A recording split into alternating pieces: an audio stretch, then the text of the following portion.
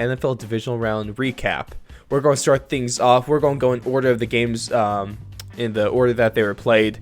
So, of course, we're going to start things off with the Vikings at the San Francisco 49ers. The Niners took home a big dubski with a final score of 27-10. This was the San Francisco 49ers' first playoff win in 6 years. It's been a while. Yeah, poor Niner fans. Now those annoying fuckers are finally getting some winning football. Good for them, I guess. Yeah, good for them. Big takeaway is that the Niner defense really shut down the Vikings rushing attack. Dalvin Cook was held to 19 carries for 18 yards and 0 touchdowns. And Jalen, that's not a good game. Not a good game at all. Not a good game on a video game. It's not a good game in the NFL. It's not a good game in high school. It's not a good game anywhere. I'm referencing Dr. Seuss. It didn't rhyme, but you guys know what I mean. Why the fuck do I still have you on the show? Because I'm the co-host. I could take that away any second, but I won't today because I'm nice. In a good mood. Yeah, one of the things we like. So. No, we're not things we like anymore. Not we're on it, but we start off with the things we like, so let's stay that puts positive. in the positive mood. I feel it. Besides Dalvin Cook getting absolutely shut the fuck out. Yeah, Kirk Cousins going back to the most average, mediocre quarterback that he always seems to be in big games. Well, at least he wasn't. AKA primetime Cousins. His saving grace, silver lining Vikings fans, Kirk Cousins wasn't shit on Saturday. He was just not good. So, if we're going off of track record and tendencies, I think that's actually a success. That's an improvement. He's found a middle ground, guys. Good for him. Kirk Cousins, 21-29, 172 yards, 1 touchdown, no interceptions. At least you could say he wasn't turning the ball over. Take it as you will. Both these teams did not have good performances by their quarterbacks because on the other side of the football, Jimmy G, he went 11 for 19, 130 yards, 1 touchdown. He got outdueled by Kirk Cousins, and people think that he's the future of the Niners. Where I'm still not sold on Jimmy. He's been above average at best through the entire regular season, and now he goes and kind of shits the bed. To be fair, the Vikings do have a very good defense, very well-rounded defense, but 11 for 19, 130 yards, 1 touchdown is probably not good enough in most playoff games. Yeah, no, but they have a really good team around him, which ended up saving him. But especially if their rushing game wasn't as good as it is, they definitely would have lost this game. Yeah, no, the only reason the Niners won this game really is because of their rushing attack. Tevin Coleman, I think he's listed on the IR for this week with back. He's listed as a back injury because he carried this team for 60 fucking minutes. Tevin Coleman, 22 carries, 105 yards, 2 big-time touchdowns. That is a playoff performance right there. And that's what allowed the Niners to actually win the football game. And the craziest thing, that was even the best rushing stats of this week. No. We'll get to that game next. At least on the Niners defensively, too. Nick Bosa, first playoff game of his career. 6 tackles, 2 sacks, 1 pass deflection, and 3 hits on the quarterback. Kirk Cousins was failing him all day. That led to Kirk Cousins' semi-mediocre day. And Nick Bosa, I know it's the playoffs, and technically the playoffs aren't supposed to count towards Defensive Player of the Year and all those awards, but if we're being honest, it definitely does. And Nick Bosa is definitely win Defensive Rookie of the Year. If it wasn't for sure yet, it is for sure now. He's at least winning Defensive Rookie of the Year. Hey, he's still up there for Defensive Player of the Year too. Him, Chandler Jones, a couple other guys. We'll see how that turns out. But Chandler Jones did just win the NFL 101 Defensive Player of the Year in the NFC, and Stephon Gilmore won it in the AFC. If for you guys who don't know what that is, NFL 101 is they ask for the vote of 101 media people to vote on who they believe is the Defensive Player of the Year. and they asked for AFC and NFC one. So Gilmore AFC, Chandler Jones in NFC, and yeah. Thanks for the insight, Jalen. Not the only award No Chandler problem. Jones probably going to win this NFL offseason. All around, to recap that game, kind of boring. I was okay missing that because I was on my road trip from Sacramento to Boise back to school, and I didn't miss much, so I was okay with that. The next not at all. game, I was really glad I was able to catch, and that was the Tennessee Titans at the number 6 Tennessee Titans at the number 1 Baltimore Ravens, and the Ravens got smacked at home. They lost 28-12. And They had dominated who the hell was expecting this one? the Titans. Thanks. Any fans actually expecting this one? Well, to be fair, I wasn't surprised that the Titans won, but I was surprised in the fashion in which they won. Because My opinion on the game was I assumed whoever got the running game going first was going to win the game. Because it's really hard when two great running teams go against each other. The clock's going to be going away fast. Yep. So then when you have to revert to throwing at some point and the clock's already been ran down to shit, then it's already too late to come back. Exactly. The Titans heavily deployed the bend but don't break defense. The Ravens, through the regular season, were the highest scoring offense in the league, averaging 33.1 points per game, and they were held to 12 points, even though that their offense had 530 total yards. And that's the definition of bend but don't break. It's okay to give up yards like that as long as you're able to play really good red zone defense, be able to get interceptions, be able to get fumbles, and be able to just hold them when it matters most. Great performance in that category by the Titans defense, which I think is the most underrated defense in the NFL. Definitely. Yeah, I still love old Broncos player from the 2000s, Wesley Woodyard, early 2010s as well. Wesley Woodyard, linebacker, used to play for the Broncos. Love that guy. Now he's laying wood for the Tennessee Titans. Much support to him. Honestly, I would love to see a Titans On win his Super way Bowl. to AFC Championship. Yeah. Damn right he is. I definitely would like to see them there. I love, because everyone loves a good underdog story. Who doesn't like an underdog? So it's kind of hard to because unless it's your team playing, when you see that underdog team and you're not personally invested, it's you really root for the underdog. You're kind of like, it'd be crazy if this team won today. Exactly. It's like if the Dolphins had gone 0-15 and they were playing the Patriots in week 16. 17. You'd want the Dolphins to win. Exactly. Let's move on. Lamar Jackson, semi-poor game passing wise. 31 for 59, 365 yards, 1 touchdown, 2 interceptions. Passing yards weren't bad, but those 2 interceptions were killers in that game. Rushing, he led at least the Ravens in rushing. 20 carries, 143 yards.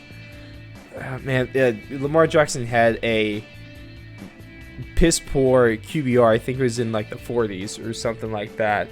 But the thing is, before I talk about this, Ryan Tannehill, let's go over his stats real quick. 7 for 14, 88 yards, 2 touchdowns, 0 interceptions, and a rushing touchdown. My big point between the two is you can't have your quarterback throw the ball for 59 times and expect to win the football game, whereas the Titans were able to throw the football 14 times. Well, 15. Derrick Henry did have a passing touchdown. Exactly. The Titans threw the ball 15 times and still won the football game. Won the football game by 16 points.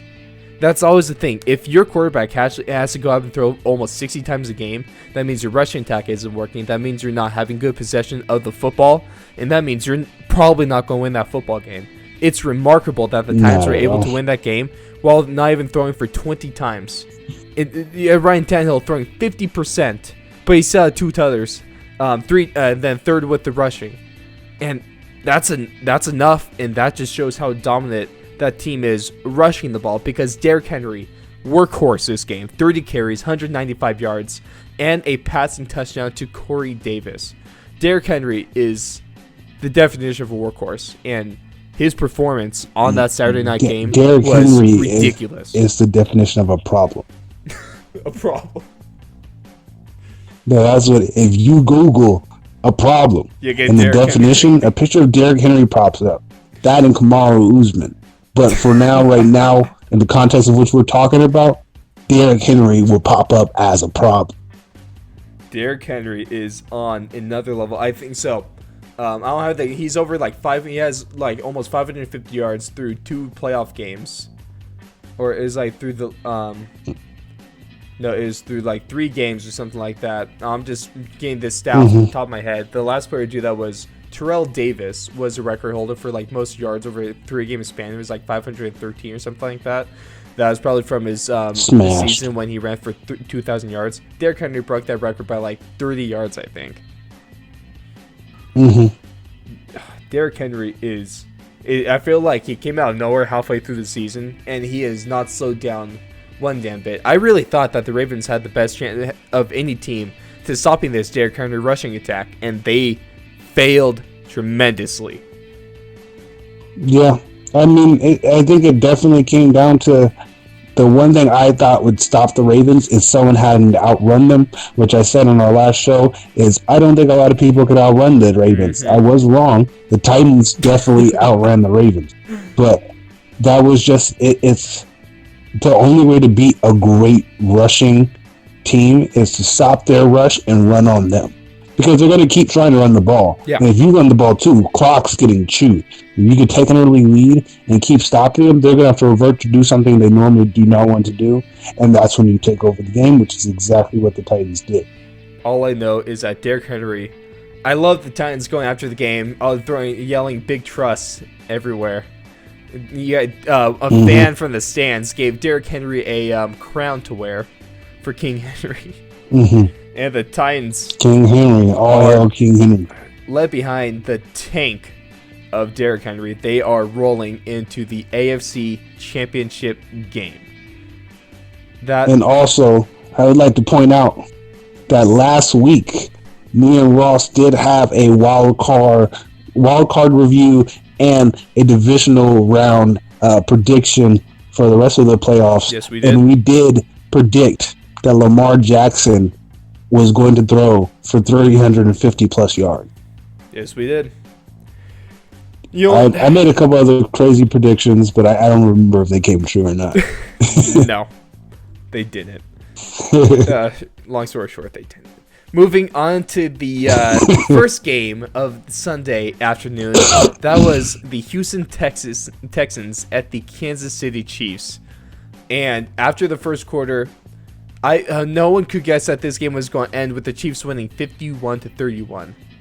So, the first quarter of this game was ridiculous. Crazy. No one saw this one coming either. Texans got out to a 21-0 lead in the first quarter, ended up going up 24-0 in early second quarter, but then the Chiefs flipped the switch and put up 41 straight points on that Texans defense and ran away with the game. Jalen, what were your thoughts when you were watching this go down? My first thought was when they went up 24-0, and then in that second quarter when they got into field goal range, and then it was 4th down, I believe, and I think it was like 3 or 5, somewhere around there, between 3 and 5. They kicked the field goal, but I thought at that point, I think they should have gone for it. I think that would have just taken a little bit more out of the Chiefs.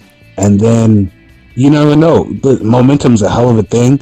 And I feel like them stopping the Texans for a field goal got them like, okay, look, we can stop them now. And then all hell broke loose. But I feel like if they would have gone for it and got that and then scored again, I feel like that would have just took a little bit more out the defense than just the field goal. And I feel like they were at that point, I feel like they were playing not to lose. And you can't do that. You can't get caught just trying to maintain. At that point, you have to go for the kill. Lose against the Kansas City Chiefs offense because you're going to lose. Exactly. Yeah, you can't allow it to get to a point where it might turn into a shootout. You have to. Like, they took a 21-point lead, but at that point, you have to step on the throat. You have to be confident enough to go for that. It's not possible. Not at all. Too fast, too good. The Chiefs score. The big turning point in this game was a few minutes into the second quarter. The Chiefs ended up putting 21 points on the board within 3 minutes and change. This came off of a touchdown. Then they had fumble on the kickoff return by the Texans. Then the Chiefs go on and score another touchdown. And Travis Kelce had 2 of those. And Travis Kelce had the game. The Chiefs ended up going up 28-24 at halftime. Put a couple more touchdowns on to start the second half. Going to the fourth quarter, one more touchdown, one more field goal. And that was it. Patty Mahomes led the charge. Record-breaking 5 touchdowns this game, along with 23 for 35, 321 yards. He was also the Chiefs' leading rusher with 7 carries for 53 yards. Travis Kelce had one hell of a day. 10 catches, 134 yards, and 3 big-time touchdowns. This dude, Travis Kelce, was unstoppable in the red zone. And he's a bad man. Definitely. He is a bad man. Imagine, possibility, we could see a matchup of Travis Kelce and George Kittle. That'd be crazy. I honestly think, hear me out real quick, George Kittle would be a way better tight end than Travis. He's already, I think, a better tight end than Travis Kelce. But imagine if George Kittle had Patrick Mahomes. Ouch. Shit's That's going just down. an ouch. That's all you can say about that. It's an ouch. Yeah. Deshaun Watson actually had a good showing in this loss. 31 for 52, 388 yards, 2 touchdowns, no interceptions.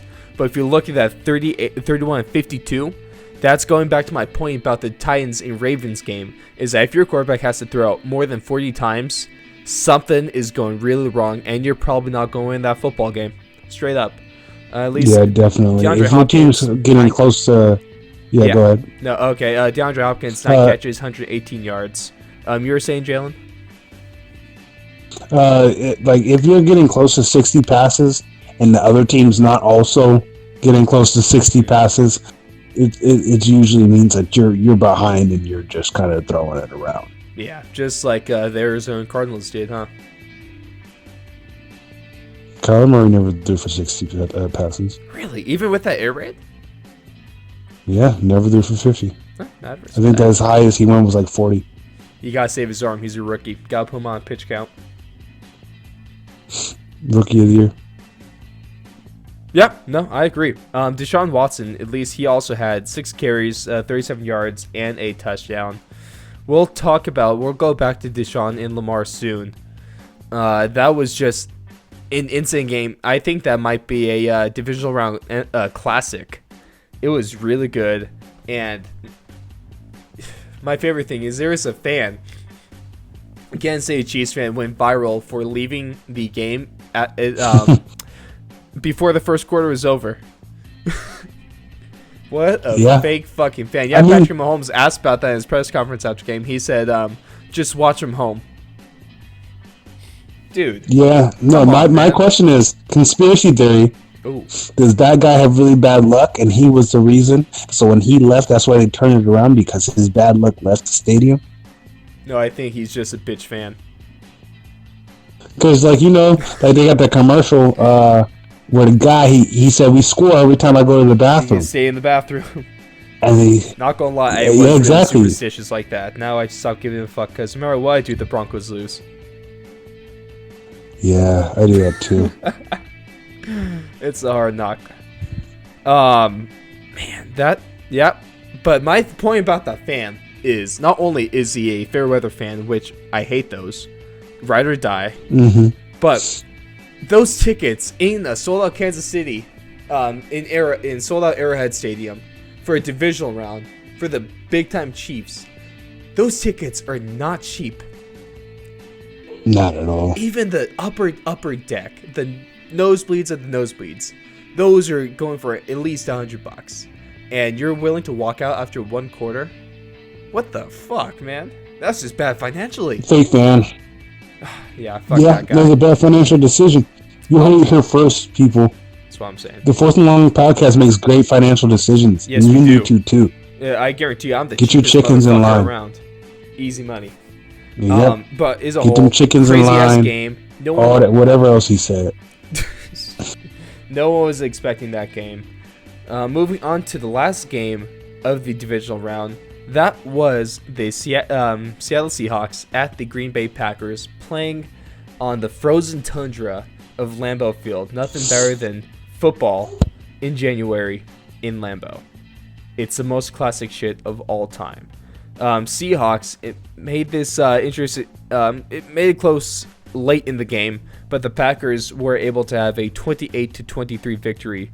Late comeback attempt by the Seahawks. Packers able to hold them off. I was shocked on how this game started as well. Pack was up 21-3 at halftime. I was not expecting them to have that kind of lead on the Seahawks. I was expecting the Seahawks offense to do a little better against that Packers defense. I think I thought the Packers were going to outshoot them. I definitely thought the Packers were going to win. I think that they were going to stop? No, I thought this game at that point, I knew the Seahawks were probably going to catch up, but I was expecting this game to be a lot more higher scoring than it was. I thought it was going to end up turning into a shootout, and it ended up not actually turning into a shootout at all. I mean, it was a pretty good game. Decent score, decent passing yards by both quarterbacks, but I think I'm not disappointed, but I definitely thought that this game was going to be like a really high scoring game. I feel that. I totally get what you're seeing with that. Just going through the game, Pack were up 21-3 at half. Seattle started the second half with the tether, but the Packers answered right back with a 40-yard touchdown pass from Aaron Rodgers to Adams. Seattle scores a TD in the third, then in the fourth, but they were unable to complete the comeback. It got really close for the Packers and those fans late in the fourth quarter, but their defense held up. Their offense was able to keep the Seattle off the field for as long as they were able to. Rodgers and Adams had a big-time game. They connected 8 times for 160 yards and 2 touchdowns. Rodgers finished the game 16 for 27, 243 yards, 2 touchdowns of those. Great game on the ground for Jones. 21 carries, 62 yards, couple tutters.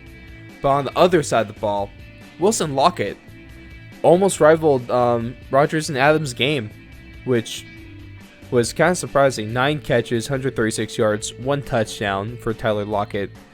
Wilson, he was the only reason that the Seahawks were in this game. He was the only reason the Seahawks were in the playoffs.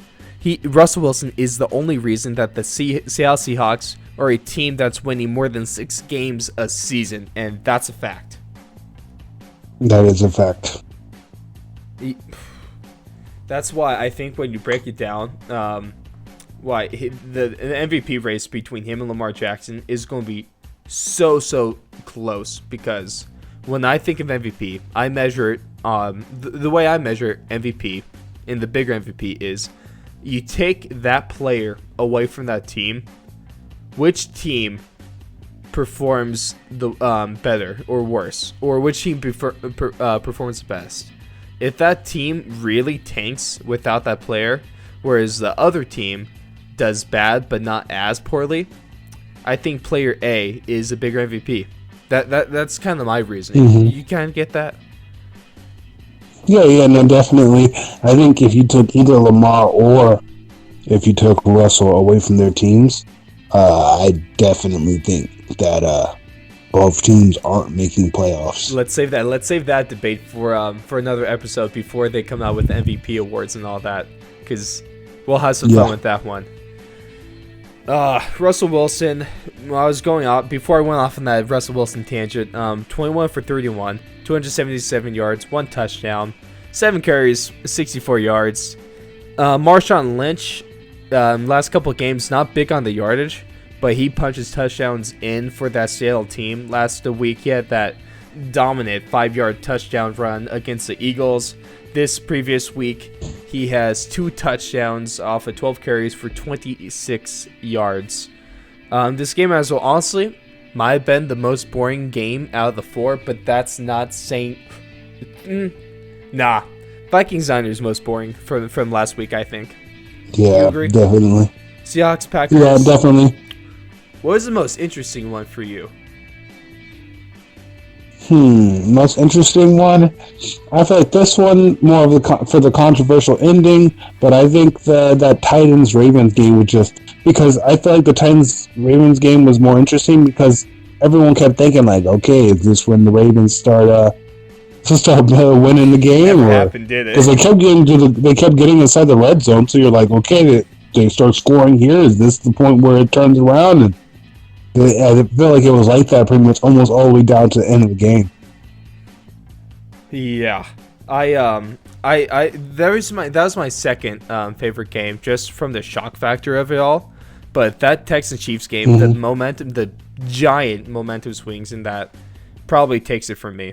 I was thoroughly impressed by the Texans offense being able to storm back like that, and that was thoroughly impressed on how well Bill O'Brien was able to throw away that game with his absolutely piss poor game management skills.